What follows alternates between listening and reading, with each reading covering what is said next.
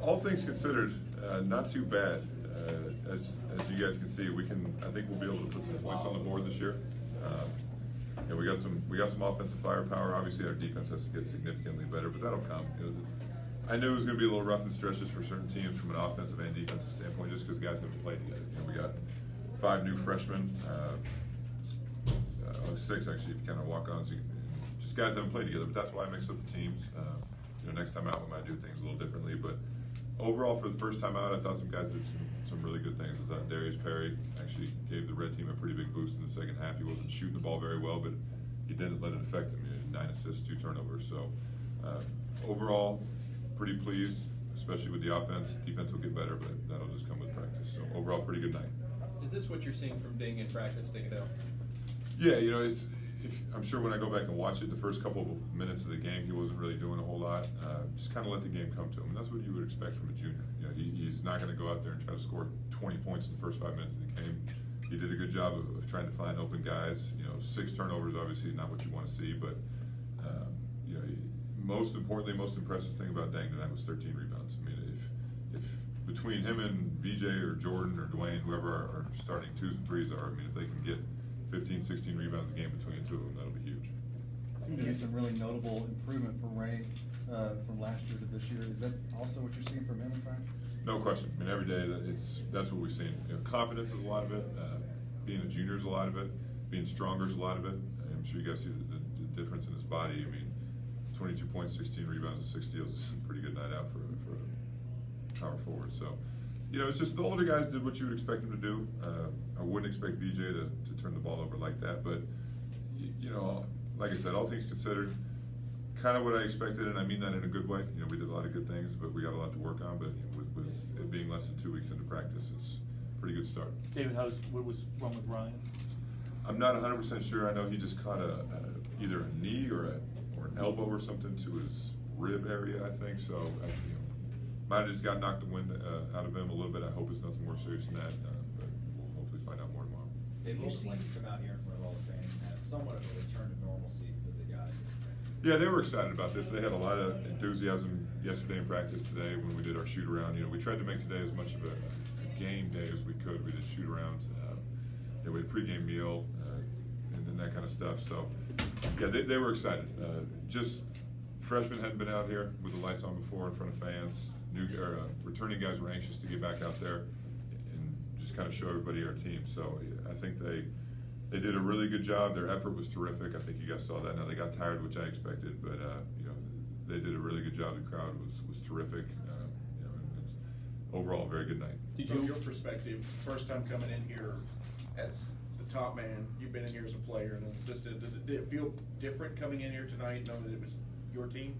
It did a little bit. I mean, that ovation the fans gave me at the beginning was extremely humbling. That was incredible to see. But I think it'll set in more when we play Kentucky Wesleyan, when we're playing against another team. I didn't do a whole lot tonight. I just observed. I threw some thoughts in with the white team there just because I was sitting at that end of the floor. But it's going to take a while for me to get used to this. Stepping into Coach's office yesterday for the first time was a little strange, but it's all just part of this whole process. So, like I said, we're just taking it one day at a time. Have you talked to Denny much? You were sitting with him for a little bit. I have. We've spoken on the phone a few times. He's been awesome, as you would expect. I just went over there, thought I'd say hi to him, ask him how his latest fishing trip was. He was telling me all about that. So he's been extremely supportive. It's fun to pick his brain and say, who do you like, what do you think? And he seemed like he was pretty impressed with our team, so it was good to sit with him for a little bit. Have you seen enough from Joe Griffin that you're not surprised when he rises up and dunks with honest trailing him? No, I mean, honestly, it was one of the first individuals we had back in the summer when we were doing this drill, and we're we drive down the lane and whatnot, and he went off of 2 feet with 2 hands, and all of our heads just snapped around like, where did this come from? I mean, I saw him in high school a couple of times, but I never saw that. But Joe's going to be a very good player. He shoots it, he knows how to play. He's very quiet, but we got a pretty good deal in Joe, no question about that. David, did you win the bet on who shot the first air ball?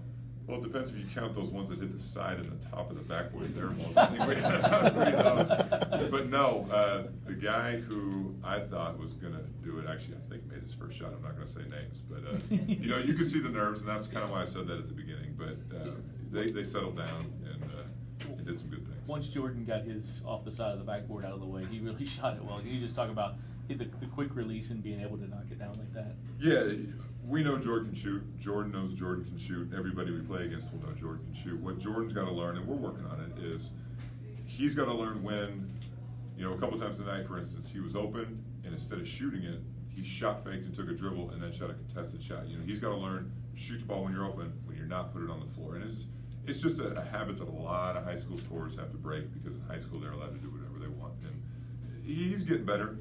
As you can see, he's got no conscience. I mean, if he misses 5, 6, 7 in a row, he's going to shoot 5, 6, 7 more. But he's got a weapon. I mean, he's a very deadly weapon, and he's just got to learn that one small thing. But he'll get it. To expand on that relationship with Denny, has he been in practice putting input in there, or has it been just phone calls? No, he hasn't had a chance to stop by practice. He's been out of town for the last couple of weeks doing various things, but I think I'm going to try to get him to come by here the next week or so. I want him to watch our team. I mean, just see what he thinks, and obviously he's a Hall of Fame coach and a legend in this program, so he's open invitation for him whenever he wants to come. What are your expectations for Malik? Malik's he's gonna be ready. It was funny, tonight was out of the last 12 days, whatever we've been practicing. Tonight was by far the worst he shot the ball. I mean, in practice he had been absolutely lighting it up. The really good thing about him, and this obviously jumps out of the stat sheet when you look at it, is 17 rebounds. I mean, he is not afraid to get in there.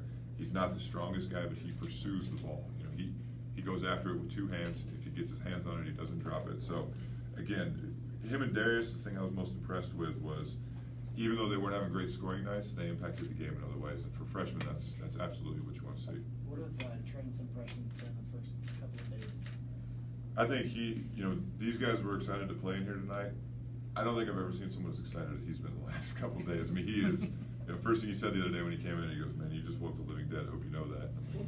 I love it. I love the enthusiasm. I mean, he literally is a basketball junkie, and I think him sitting out a year, I think he just was itching to get back in it, and he just is ecstatic right now. He really likes our guys. They're taking a great liking to him, and he's just going to be extremely valuable in every area. Ray, which comes first, the strength or the assertiveness? Honestly, I think they go hand in hand.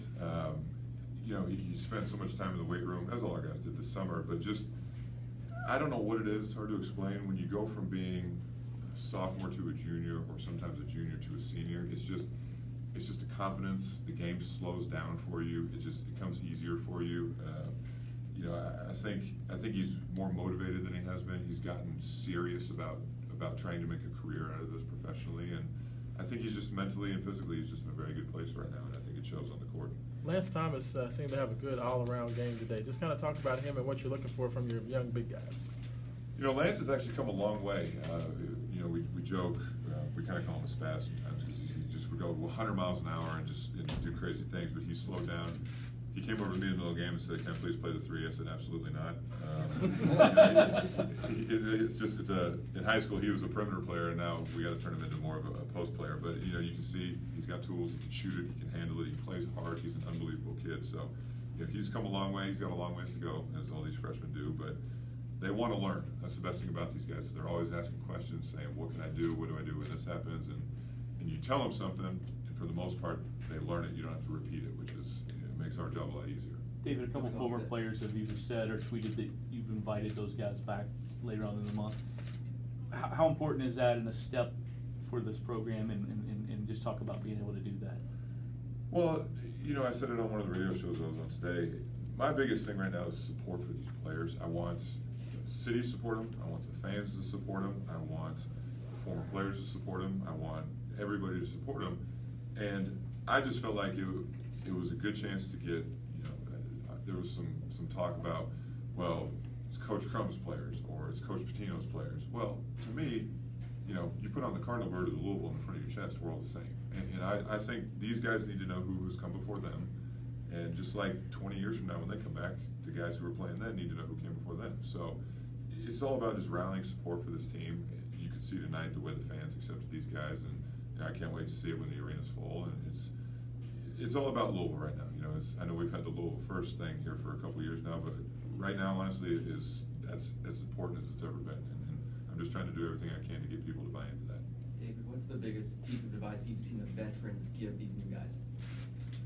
I just think their leadership from a overall standpoint, and what I mean by that is sometimes the older guys will really, you know, beat the young guys pretty good in practice sometimes, but they pick them up at the end of the day. At the end of practice, they pick them up, they say, you know, Dangadell, when he was walking off the court, grabbed Malik Williams, put his arm around his shoulder, and I don't know what he told him, but just things like that. You know, they know that we're going to need these young guys to be successful, and they remember when they were young, and it helps to have somebody who can get your confidence back up. You know, Malik tonight was 1 for 10 from the field. I'm sure he was disappointed, but Dan grabbed him and said whatever he said, and that's just how they've all been. And it's been awesome to see.